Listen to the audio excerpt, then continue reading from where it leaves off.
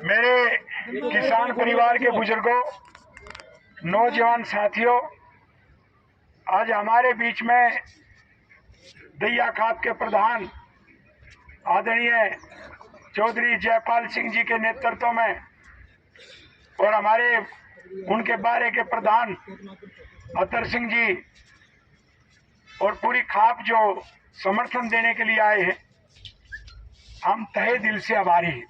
क्योंकि हमारे बीच में पूरे खाप आई है, तो मैं दोबारा से इनके सामने रख दूं कि मामला क्या है। मामला ये है कि 2013 में जमीन अधिग्रहण का कानून बना, जिसके लिए मैं बहुत आभारी हूं गुड़िया खाप का, दैया खाप का, कि मैंने एक आंदोलन चलाया था और सारी खापों ने आकर के गिरफ्तारी दी थी खेड़ी साध में। उस आंदोलन के दबाव में सरकार ने 1894 के कानून को बदलने के लिए तैयार हुई और मेरे से वार्ता करके और बार बार वो कानून के बारे में मैंने ही समझाया था और एक 2013 में नया कानून आ गया। 2013 के कानून को जो बनाया उसमें मुख्य रूप से 4 बातें थी कि बाजार मूल्य ढंग से तय हो, जो पहले ढंग से तय नहीं होता था, और जो सोलिटियम पहले बाजार मूल्य मान लो 100 रुपए तय करते थे जमीन का, तो 30% इस बात का देते थे कि हम बिना इच्छा के जमीन ले रहे हैं, तो 30% 100 पे 30 रुपया लग देते, उसको हमने दोगुना करवाया था। और एक पहले फैक्टर नहीं होता था, गुणांक, जब अपनी इच्छा से कोई नहीं ले रहा तो एक गुणांक दिया गया कि वो 2 से गुना होगा। ये नए कानून में आया था और उसमें एक प्रावधान ये डलवा था कि पहले जमीन अधिग्रहण से पहले 2 चीजों का ख्याल रखा जाए। एक तो उपजाऊ जमीन न जाए, क्योंकि देश में सुरक्षा का खतरा बढ़ जाएगा, जमीन अधिग्रहण हो जाएगा, कल को रोटी कहां से खाओगे, ये सुप्रीम कोर्ट का ही बार बार कहना था। तो उस कानून में जोड़ दिया कि उपजाऊ भूमि को नहीं लिया जाएगा, लेकिन रेल और रोड में छूट होगी, क्योंकि वो तो नहर, ये तो कहीं से भी निकलती है। एक उसमें सबसे बड़ा प्रावधान आया था कि जो परिवार उजड़ जाते हैं उनको कैसे बचाएं, तो उनके लिए एक social impact assessment study, SIA study का प्रावधान किया और वो लोगों से भागीदारी करके बनानी थी। और उसमें ये तय करना था इस घर में कितने सदस्य हैं, कितने नौकरी पे हैं, कितने नौकरी पे नहीं है, इनमें से किसको नौकरी दी जाए, इसको कहां बसाया जाए, ये वक्त पे जो जमीन खरीदे उस जमीन का जो स्टैंप ड्यूटी कैसे दी जाए, और इसको ट्रक का सब चीजों का किराया भाड़ा कैसे दिया जाए बसाने के लिए। वो सबसे बड़ी स्कीम थी, उसको पुनर्वास बोलते, रिहेबिलिटेशन रीसेटलमेंट। और वो वर्ल्ड बैंक की स्कीम थी, वर्ल्ड बैंक के दबाव में हमने वो मंजूर करवाई थी। तो इतना बढ़िया कानून बन गया, सारी चीज उसमें आ गई। तो जैसे ही हमारे माननीय प्रधानमंत्री जी की सरकार बनी, तो उसने देखा कि जमीन अधिग्रहण करना तो मुश्किल हो गया। और ये पहली बार, मैं फिर से याद दिला दूं, 1947 के बाद जब हमारे जमीन के अधिकार को मौलिक अधिकार में शामिल किया गया, एक ही आदमी शामिल करेगा, वो मेरे लिए भगवान है। आप तो अपने जाति वालों को भगवान मानते हो, और मैं उस आदमी को भगवान मानता हूं जिसने किसानों के लिए किया। एक आदमी था। उस समय की जो संसद को हम संविधान सभा बोलते थे, यही संसद भवन था। संविधान सभा के सदस्यों में पूरे हिंदुस्तान में एक आदमी था, उसका नाम था सरदार वल्लभ भाई पटेल। उसने किसानों कुछ आंदोलन लड़े थे, वो हार गया। उस संविधान सभा में हमारे माननीय दीपेंद्र हुड्डा के दादाजी भी थे, ये कोई कुछ नहीं बोले। उस संविधान सभा में सरदार पटेल ने एक बात रखी, उसने कहा कि किसानों की जमीन न जाए, इसलिए जमीन का मालिकाना हक जायदाद का वो मौलिक अधिकार में डाला जाए, ताकि उसकी तरफ कोई आंख उठाकर भी न देखे। बाकी लोग नहीं चाहते थे, बहुत हंगामे हुए, तो उसने कहा नहीं मानोगे तो मैं देश में निकल जाऊंगा यात्रा लेके। तो उन्होंने देखा कि बिगाड़ हो जाएगा, वो बात मंजूर कर। और मौलिक अधिकार में शामिल हो गए। मौलिक अधिकार में क्या क्या अधिकार शामिल है कि कोई भेदभाव नहीं होगा, समानता का अधिकार, जीने का अधिकार, शिक्षा का अधिकार, कोई भी स्कूल आपको दाखिले से इनकार नहीं कर सकता, जो कभी इकलव को कर दिया था द्रोणाचार्य ने। तो मौलिक अधिकार की जो शक्ति होती है उसको कोई नहीं छीन सकता, न प्रधानमंत्री न मुख्यमंत्री। इतना बड़ा तोहफा मिल गया। किसने दिया? सरदार पटेल ने। जब सरदार पटेल ने मौलिक अधिकार जमीन का दिलवा दिया तो 1947 से लेकर 1977 तक भारत सरकार और किसी भी राज्य की सरकार 1 इंच जमीन बिना सहमति के नहीं ले पाई, क्योंकि देख ही नहीं सकते थे, लेना दूर की बात है। कानून ऐसा था हमारे हक में। तो रोड नहर निकले वो हमारे पास आते थे, मांगते थे सरकार, तो हम सहमत हो जाते थे, एडवांस में हमारे गुट्ठे दस्तक करवा के, और वो जरूरी काम करते थे।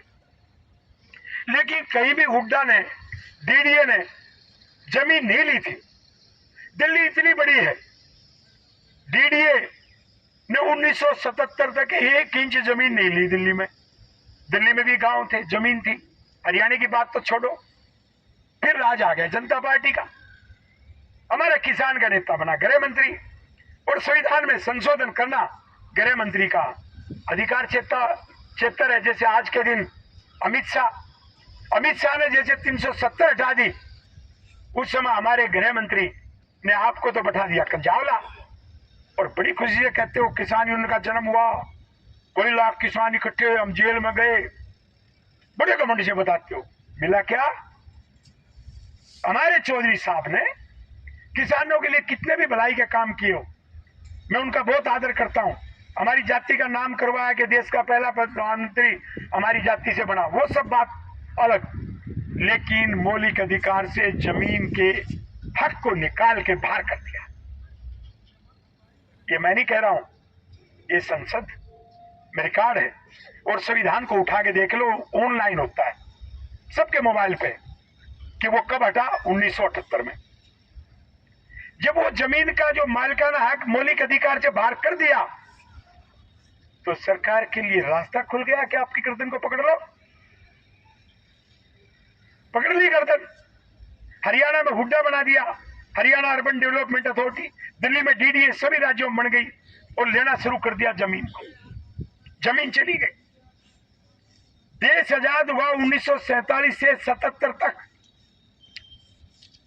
पहले जब आजाद हुआ तो 84% जमीन के ऊपर निर्भर थे, और 16% दूसरे काम में। फौजी भी आगे, मास्टर भी आगे, सरकार भी, कर्मचारी सब आगे, पुलिस आगे, व्यापारी आगे, और 84% हम जमीन के ऊपर निर्भर थे। और 2% कम हुए कितने साल में? 47 से लेकर 77 तक, 30 साल में। जो इस धंधे को छोड़ गए, अपनी जमीन को बेच गए, प्राइवेट, सरकार ने नहीं ली, वो तो कम हुए 2%। हम 82 थे, और आज कितने रह गए हो? 36% हो। मार दिया आप लोगों को। सर छोटूराम ने आपको एक चीज सिखाई कि दुश्मन को पहचानो और बोलना सीखो ना। वो काम तो करना नहीं है। जो अच्छा काम करेगा उसके पीछे लगना है, उसकी बुराई करनी है। ये जो बात मैंने कही, इसमें कहीं कमी निकल जाए तो मैं पंचायती आदमी, पंचायत के बीच में कह रहा हूं कि आपका जूता और मेरा सिर। उसके बाद क्या हुआ? जमीन जाती रही, उजड़ते रहे। तो रोड और रेल महकमे में वो 30% एक्स्ट्रा नहीं मिलता था, जो 1894 में जो अंग्रेजों ने दिया वो भी नहीं मिलता था। रोड और रेल में 77 के बाद जो ये कानून बने, जो जमीन गई रेल में, रोड में ज्यादा गई, उसमें वो एक्स्ट्रा भी नहीं मिलता था। अंग्रेजों ने एक्स्ट्रा तो दे रखा था, और ये कहते हैं हमें क्या सिखाएंगे, हमने आजादी दिला दी। अरे वो अंग्रेज बढ़िया थे, वो एक्स्ट्रा तो दे रहे थे, जमीन फ्री में तो नहीं ली। तुमने तो हमें मार पीट के ली, धोखा दे के ली। तो उसके बाद जब बहुत सारी जमीन चली गई, तो रेल में, रोड में जाने वाले किसान को कभी आज तक भाव नहीं मिला। दूसरे वाले को तो मिल गया जो सेक्टर में गई 30% एक्स्ट्रा, इनको कभी नहीं मिला।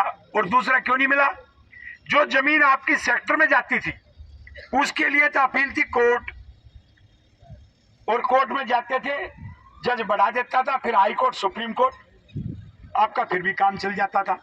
और रोड रेल में आज भी और पहले भी इतना अंधा कानून कि अपील का फैसला कोर्ट में नहीं जाएगा, डीसी के हाथ में जाएगा, ये बना दिया कमिश्नर। वो पहला फैसला करनी, अभी बाद में, इसलिए कभी किसी को न्याय नहीं मिला। समझ गए या नहीं समझे? मैंने बता दिया खोल के। तो 2013 के कानून में जब बना तो वो 13 के 13 जो एक्ट है, रेल का महकमा, रोड का महकमा, सब पर लागू करना था 1 साल में, और एक फैक्टर जारी करना था। तो हमारे हरियाणा का मुख्यमंत्री था, किसानों का नेता, वो 2 गुना की बजाय भारत सरकार ने दिया 2 गुना और उसने लागू किया 1 गुना।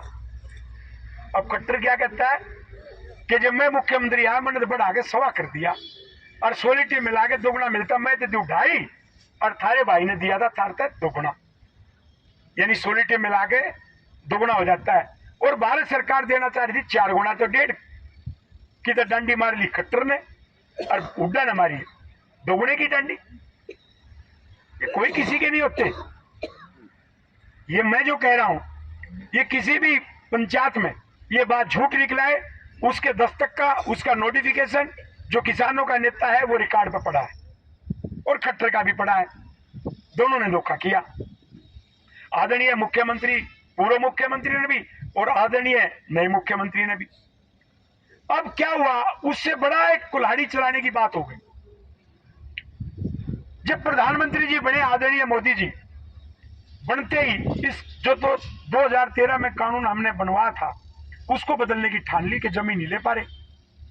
तो जैसे ये अध्यादेश आए थे जिसके ऊपर हंगामा हुआ, उसके ऊपर अध्यादेश आया, और उसका मंत्री किसको बनाया? वीरेंद्र सिंह को। हरियाणा में मेरे आंदोलन चल रहे थे, तो सोचा कि भाई ये हरियाणा के लोग हंगामा नहीं करेंगे, वो किसानों के मसीहा सर छोटू राम का बेटा, वो होया, पूरा देश उबड़ गया, हरियाणा चुप। जैसे जाट आरक्षण में मुख्यमंत्री था चुप, जब वो हत्या आग, तो वो अध्यादेश आया, उस पे आगे अन्ना हजारे बैठ गया जंतर मंतर पे, जनवरी फरवरी 2015 की बात बता। और 31 दिसंबर 2014 को वीरेंद्र सिंह के दस्तक से वो अध्यादेश आया, मैं तारीख भी बता रहा हूं। जब वो अध्यादेश आया तो कांग्रेस ने अपना टेंट गाड़ लिया, कम्युनिस्ट ने अपना, और पार्लियामेंट नहीं चलने दी। अन्ना हजारे भूख हड़ताल पर बैठ गया कि मेरी लाश के ऊपर से गुजरेगा, और आदरणीय मोदी जी को पहली बार मुंह की संसद में खानी पड़ी, वो बिल पास नहीं हुआ। 3 बार अध्यादेश लाके अगस्त तक बढ़ाते रहे, संसद में बहुमत नहीं था, विपक्ष के पास कम थे, लेकिन विपक्ष ने माइक तोड़ा, कुछ भी किया, उसको पास नहीं होने दिया। मैं धन्यवाद करता हूं उस विपक्ष का, जो अब की लोकसभा से जो पहले वाला विपक्ष था, कि उन्होंने कम से कम हमें बचाया। वहां हार होने के बाद मोदी जी ने देखा कि इसका दूसरा रास्ता क्या है। दूसरा रास्ता राज्यों की विधानसभा में इसी कानून को पास करवाओ। उस कानून को पास करवाने के लिए पहले अन्ना हजारे को पटाया, जो अन्ना हजारे जंतर मंतर पे भूख हड़ताल पे बैठा था कि मेरी लाश के ऊपर से गुजरेगा, इस कानून में बदलाव होगा, और महाराष्ट्र के लिए तैयार कर लिया। जब उसके घर में बदलाव हुआ तो अन्ना हजारे नहीं बोला है। इसका मतलब क्या है भाई, आप ही बता दो। वो कानून जो भारत में नहीं बन पाया, वही कानून सबसे पहले ये नियम है कि अब अपनी राज्य में वहां की विधानसभा पास करके बदल सकती है, तो महाराष्ट्र में बदला गया। बीजेपी की सरकार थी, फडणवीस मुख्यमंत्री था, और अन्ना हजारे बोला नहीं। उसके बाद गुजरात में, तो गुजरात में जो रेल का प्रोजेक्ट था हमारी तरह, उसमें नरेंद्र मोदी जी ने ज्यादा मुआवजा दे दिया। वो लोग तो बैठ के चुप, कानून तो बन गया। उसके बाद वो हरियाणा में बनना था। हरियाणा में सबसे ज्यादा जमीन अधिग्रहण 3 राज्यों में होती है, ख्याल रखना देश में। एक नंबर पे हरियाणा और गुजरात में कंपटीशन होता है। हरियाणा में ज्यादा जमीन का अधिग्रहण होता है, और इन दोनों के बाद गुजरात हरियाणा के बाद होता महाराष्ट्र में। तो हरियाणा में उस कानून को लाना था। तो आपको पता होगा ये दैया खाप के जो हमारे बैठे मंडोरा के तुर्कपुर के, इन्होंने तो बतेरा सहयोग दिया मेरे आंदोलनों में। मेरे आंदोलन हरियाणा में चल रहे थे, ये नहीं बदल पाए। इन्होंने क्या साजिश रची, ये 3 कृषि बिल, वो ड्रामा वो लाए, अमरिंदर से बात की, यहां बैठाया, और जो कानून असली बनाना चाहिए था तुम्हारी गर्दन काटने का, तुम्हें यहां बैठा दिया, जैसे कंजावला में बैठा दिया था, फिक्स कर दिया। फिक्सर हो तुम, माफ करना, सच बहुत कड़वा था, फिक्सर हो। वह 2-2.5 लाख आदमी बैठे रहे कंजावला में, लेके क्या आए, बोले हम सरकार ने हिलाया है। हाँ भाई, खूब हिलाई तुमने, किसानियों ने का जन्म भी करवा दिया, मान लिया, हिला के मौलिक अधिकार से निकाल दिया। जब ये बॉर्डर पे बैठे तो उसमें जो 1 साल की प्रक्रिया पूरी करनी थी, उस 1 साल के दौरान प्रधानमंत्री, मुख्यमंत्री और विपक्ष सब ने मिलकर वो प्रक्रिया पूरी कर ली। और हरियाणा विधानसभा में प्रस्ताव आया, बाहर आके तो थोड़ा बहुत बोला भूपेंद्र, लेकिन वहां जब बहुमत नहीं था, यहां तो एमएलए ज्यादा थे, 90 तो थे पूरे हरियाणा में, अरिंद और गणे हैं, वो बिल पास होने दिया और वो बिल पास हो गया। जो संसद में पास नहीं हो पाया वो हरियाणा की विधानसभा में 2021 में पास हो गया। और जब वो 2021 में पास हो गया, उस पर जब गवर्नर के दस्तक हो गए तो हमारे प्रधानमंत्री जी उससे पहले तो कोई कार्रवाई कर नहीं रहे थे, और प्रधानमंत्री जी आए टीवी पे और कहते हैं, माननीय प्रधानमंत्री जी, बहनों भाइयों, मैं तो थारी सुनू हूं, मैंने 3 कृषि बिल रद्द कर दिए, अपने घरों को जाओ। और जो हमारे नेता थे जिनको हम हलवा पूरी खिला रहे थे, वो उठ के चले गए। कोई एमएसपी नहीं, मुद्दा एमएसपी के लिए आए थे, वो 3 कृषि बिल रद्द हो गए। और जो असली कृषि बिल था वो आ गया। जब जमीन नहीं बचेगी तो 3 कृषि बिल का क्या था भाई, उनमें दिए था अपना, कोई तुम एग्रीमेंट की जद करोगे जब बद लागू होगा, अपनी ने खुद बोओगे थोड़ी लागू होना था। और हरियाणा में ये कानून दे दिया, ये सच्चाई नहीं हो तो मेरी गर्दन और मेरा सिर और आपका जूता। क्या समझाएं इस हरियाणा को, क्या समझाएं इन खापों को, क्या समझाएं इन किसानों को।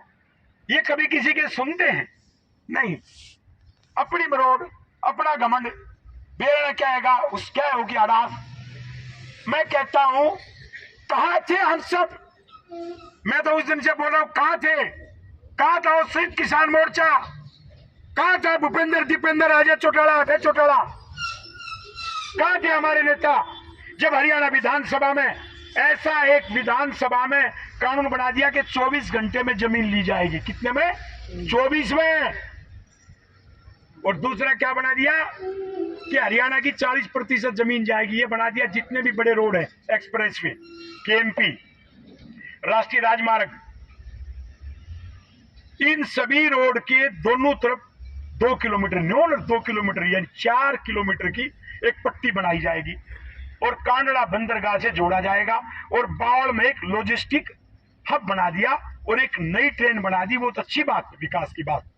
उसमें इतनी तेजी से मालगाड़ी चलती है, जो पहले मालगाड़ी में सिर्फ भैंस जाया करती कलकत्ता, उसकी 5 किलोमीटर की रफ्तार थी, अब मालगाड़ी जाएगी 120 किलोमीटर की रफ्तार से, अलग लाइन बिछा दी, उसको बोलते डेडिकेटेड फ्राइट कॉरिडोर। और उसमें डबल डेकर जाएगी। डबल डेकर कैसे, ये जो भारी ट्रेन है ना, ये खड़े, इनसे और जो भारी आएंगे वो न्यू के उस पर खड़े हो जाएंगे डबल, पहले हाड़ा ऊपर। और कितनी लंबी, 2 किलोमीटर, और इतनी तेज, उसका इतना बड़ा इंजन, दुनिया में आगे निकल गया हम अमेरिका से भी। तो वो ताकि सस्ता माल हम विदेशों में भेजे, भारत सुपर पावर बने, अच्छी बात है। योजना की मैं कमी नहीं कह रहा, लेकिन मैं ये कह रहा हूं भाई, किसान की कीमत पे क्यों, हमें उजाड़ के क्यों। तो ये कानून क्या बनाया, 24 घंटे में जमीन लेंगे, 4 किलोमीटर की पट्टी लेंगे और अपनी मर्जी का बहा देंगे, किसी की नहीं सुना। पहले तो 1 साल में पहला नोटिस आया करता, जैसे इस रेल में आया, अगला 1 साल में आता, तुमने 2 साल मिलने थे, अब तो 2 भी नहीं, 24 घंटे। क्या ये कानून ठीक है? मैं चौधरी से पूछ रहा हूं, बताओ ठीक है? कुछ भी नहीं। फिर जो कोई नहीं बोल रहा वो क्या है, मैं ये पूछना चाह रहा हूं। फिर हमारे में फूट क्यों डाली जा रही है? रोज कह रहे नई नई बात, नई नई बात, नई नई बात। मैं कहता हूं कि राजनीतिक नेताओं को मत आने दो, फिर धोखा खाओगे। फिर यहां बात चलाई जाती है, इसलिए चलाई जाती है ताकि आप में फूट डाल के वो कानून तो बन चुका और तुम उठ जाओ और थारी जमीन चली जाए। ये जो इतना गंदा कानून बना, मुआवजा तो मैं कोर्ट से भी लड़के दिलवा सकता हूं, मेरे में दम कम है, मैंने दिलवाए, पहले भी दिलवाए कोई बना, उसकी जिम्मेवारी तो मेरी। लेकिन यो कानून तो जब बदला जाएगा जब थारा सिर जुड़ जाएगा, थारा जुड़ता नहीं लगता। इस कानून को रद्द करवाए बिना यह आंदोलन खत्म नहीं होगा। जिसको टूटना है टूटे, जिसको जुड़ना है जुड़े, ये हमारी भीषण प्रतिज्ञा है ना। उसके बाद मैं एक दूसरी बात करता हूं। SYL का मुद्दा हमने क्यों जोड़ा है? पहले तो हमारा हक है, दूसरा इसलिए जोड़ा है, ये हमेशा एक चीज से घेरते हैं, जब किसान आंदोलन करेगा ये सुनेंगे नहीं। किसान क्या करेगा? वो टोल टैक्स बंद करेगा। जब ये बॉर्डर पे बैठे तुमने टोल टैक्स बंद कर दिया, इन चालू करवा दिया, हमारे खाप के प्रधान पे सब पे मुकदमा दर्ज करवा दिया, डरा दिया तुम ने। उन दैया खाप के ऊपर कर दिया, जिसको तुम नेता मान रहे थे, वो कुआर साहब वो भी अगले दिन चला गया, वहां भी मुकदमा दर्ज हुआ। FIR निकाल के देख लेना, कोई ना पाया, नहीं मिले, तो तुम्हें डरा दिया। तो सरकार जो FIR दर्ज करती, कानून ये बना रखा है, अब तो कानून बना दिया, पहले नहीं था। कब बनाया? तुम उड़े बैठा के एक कानून थी बनाया 24 घंटे में जमीन ले लेंगे, और दूसरा कानून ये बनाया कि इकट्ठे ना हो पाओ, इनका राह बांधो। तुम तो कह रहे जीत गए। दूसरा कानून ये बना दिया कि जो रोड को रोकेगा, रेल को रोकेगा, उसका जो करोड़ों रुपए का हर्जाना होता है, 500 करोड़ का, जो रोकनिया धोरे लिया जाएगा और उनकी जमीन को कुड़क किया जाएगा। ये बढ़िया कानून है क्या? ये कब बनाया? जब बॉर्डर पे बैठे थे, वो भी बनने दिया, तो कौन सी लड़ाई जीते भाई? 77 में भी जीते आप, 78 में भी अपना मौलिक अधिकार खोया है, और बोले हम जीत गए। आप जीतते नहीं हो, आप हारने की ढाल पड़ रहे हो। और ये जो दोनों कानून बनाए, अब उसमें वो पता है क्यों मजबूत है? पहले दिन यहाँ कुछ लोगों ने क्या बात चलाई, आज जो टोल टैक्स इसने बंद करो, आदमी से थोड़े इन्हें बंद करो, एक FIR दर्ज होगी, अगले दिन नोटिस आ जाएंगे, अरे बैठे भी ना पाओगे तेरी पे, क्योंकि आपसे वसूल होगी, रमेश दलाल से होगी। अब उसको रोकने का तरीका क्या है? उसको रोकने का तरीका ये है, पंजाब से हमारा पानी आ रहा, जमीन का मुआवजा दे दिया हमने, नहर खुदगी, पानी छोड़ना था, उन्होंने कानून का उल्लंघन करके नहर पाड़ दी, उल्टी किसाना दे दी हमारा पैसा, हमारे तो पैसा ले गए और वह जमीन उल्टी किसानों को दे दी। सुप्रीम कोर्ट ने भी फैसला कर लिया, पंजाब नहीं मानता। तो मैं रोज सुप्रीम कोर्ट को भी लिख के भेज रहा हूं, आज भी लिख के भेजा है। मैं कह रहा हूं माननीय सर्वोच्च न्यायालय जी, ये कानून नेताओं के लिए अलग और हमारे लिए अलग क्यों है? हम रोड रोक का कानून तोड़ा तो हमारी सजा और तुम जुर्माना भी लोगे, और ये एक राज्य जब दूसरे राज्य को अपना हक ना दे, तेरे फैसले के बाद भी, माननीय सर्वोच्च न्यायालय के फैसले के बाद भी तो कोई कार्रवाई नहीं। ये एक अंधा कानून है क्या या नहीं है? अंधा है ना। तो हमने ये कहा है कि पहले इनको गलती पे लाएंगे, जब ये कानून का पालन नहीं करेंगे तो हम भी कानून को तोड़ेंगे। थोड़ा टाइम लगेगा, थोड़ा टाइम लगेगा। जो KMP भी बंद होगा, गुड़गांव की नहर भी बंद होगी, दिल्ली का पानी भी बंद होगा, और तो बात के हम एयरपोर्ट भी बंद कर जाना, उसमें बंद कर देंगे। लेकिन पहले आपको कटघरे में खड़ा करेंगे, पहले कागजों में ये लेके आएंगे कि किसानों ने कानून को नहीं तोड़ा, सरकार ने कानून तोड़ा, ताकि आप जब हमारे पे FIR दर्ज करो तो इस खापों के प्रतिनिधि, खापों के सेवक रमेश दलाल पे भी आपने जाट आरक्षण की पहली FIR का केस दर्ज किया था, जिसको मैं हाई कोर्ट से रद्द करवा के लाया। इसने भी रद्द करवा लेंगे, इसको भी रद्द करवा लेंगे, फिर बना लियो। जिस दिन इसने रोकांगे उस दिन खुद कहेंगे कर ले भाई FIR दर्ज है, लेकिन वो तो पहले हमारी भी करे, और वो हमारी ने करेगा नहीं और उनके ऊपर भी बनाए। इस देश में कानून है कि प्रधानमंत्री कानून का पालन नहीं करेगा, मुख्यमंत्री नहीं करेगा तो उसकी 5 साल की सजा है। तो हम तो FIR दर्ज करवाएंगे भाई, इस पर भी कर। वो ना करेगा तो कॉपी तो लेगा, फिर हमारे पर कर लेगा, वो कॉपी लेकर पहुंच जाएंगे कोर्ट में। अजी कहते इस पर भी करो ना, तो हमने भी छोड़ो। समझ गया ना, डरने की बात नहीं है। रास्ता निकालना हम जानते हैं। क्यों जानते हैं? ये खापों से टक्कर लेंगे, जिन खापों ने संस्कार सिखाए, कानून बनाए, न्याय किया कोर्ट से बढ़िया, उन खापों से टक्कर लेंगे। और कल भी मैंने बताया था, मैं दोबारा याद दिला दूं, कौन सी खाप से टक्कर लेने जा रहे हो भाई?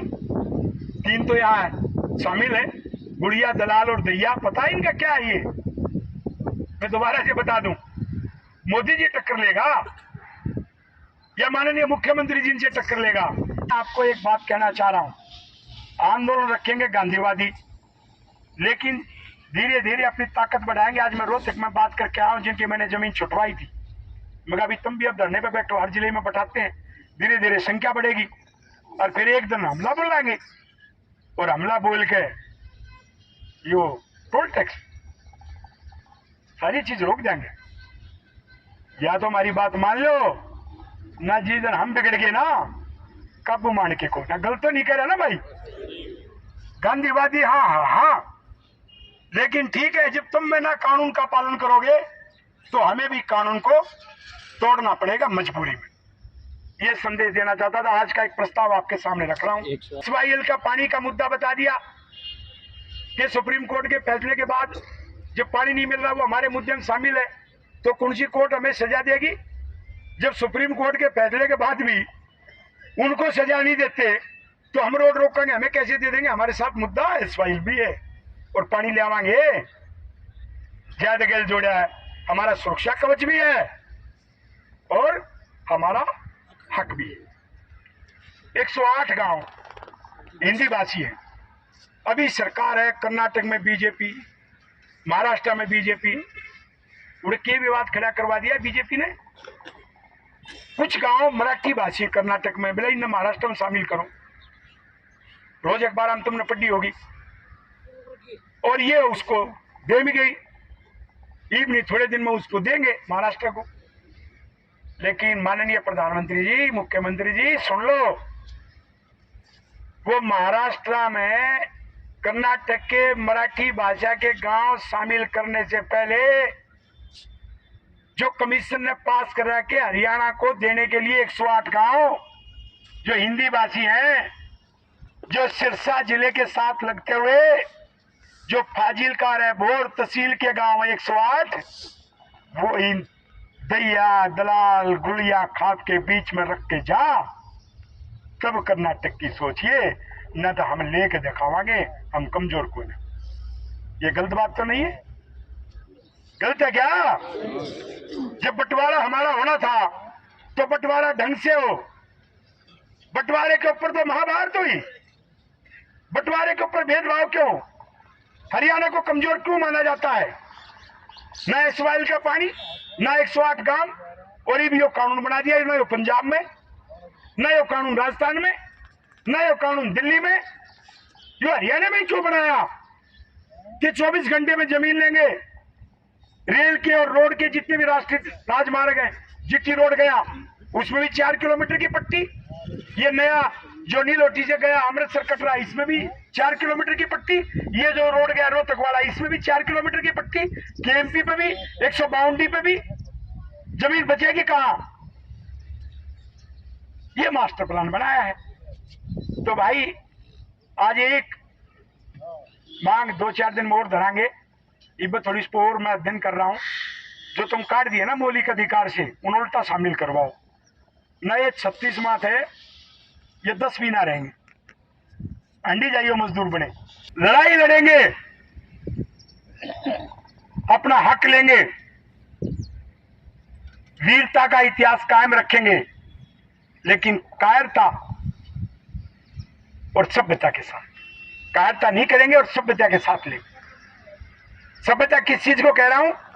बहुत सारे आंदोलन में कहेंगे मोदी मर गया, खट्टर मर गया, हमारे यहाँ अपने भाषण में ये कहना, आदरणीय प्रधानमंत्री जी, आदरणीय मुख्यमंत्री जी, ये संस्कार है हमारे, लड़ाई लड़ेंगे, यहाँ किसी को गाली गलौज देने का अधिकार नहीं होगा, ठीक है ना जी।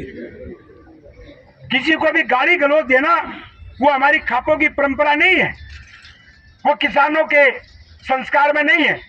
अपना हक लेंगे, तंबू तान के भी लेंगे, रोड रोक के भी लेंगे, हक के लिए हमारा अधिकार है, लेकिन किसी को गाली क्यों नहीं देना उसका भी मैं कारण बता दूं।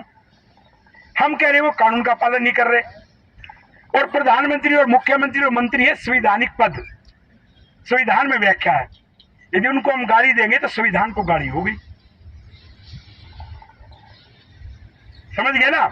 तो हम यदि कानून का उल्लंघन करेंगे तो क्या वो दे पाएंगे। मैं वो तरीका रोज लिख लिख के भेज रहा हूं ताकि इतना पुलंदा बन गया, अगर जज के आगे धरा कल हमारा इनका झगड़ा पड़ गया तो उन्हें कह दिया कि हमने तो संविधान का पालन किया है, माननीय कहा, आदरणीय कहा, हमने कुछ नहीं बोला, इन कानून का पालन नहीं किया, हम करते रहे। अपने केस को मजबूत करना है, बहुत मजबूत करना है। तो ये प्रस्ताव भी मैंने आपके सामने रखा, हाथ उठा के इसको पास कर रहे हो तो बताओ। हाँ जी बिल्कुल पास। ठीक।